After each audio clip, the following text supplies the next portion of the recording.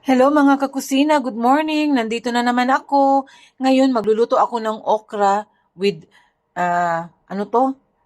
Beef na na karne. Tapos ito yung mga sangkap niya, kamatis, tapos bell pepper, wala kasi kaming green so pwede ang nilagay ko is orange na lang. Pwede na yan siya. Tapos garlic, tapos tomato paste. Ito lang siya ang ating mga sangkap. So mga kakusina, ngayon magluto na tayo na sa ating okra. Ang una ilagay natin yung bawang. Bawang lang, tapos i-mix natin siya. Wala tong sibuyas mga kakusina ha. Tapos nito, ilagay natin yung karne. Itong karning baka naman to, malambot naman to. Kasi puro to laman. Ilagay na natin siya. Ganyan lang, mix lang mga kakusina.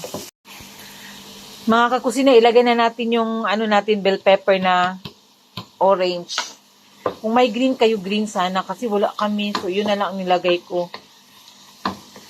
Pagkainan to ng bata, mga kakusina.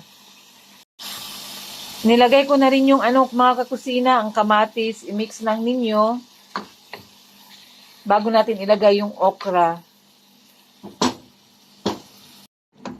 So, ngayon mga kakusina, ilagay na natin ang ating okra. So, mix lang yan siya. Mix. Ano lang to siya, pareho lang to siya ng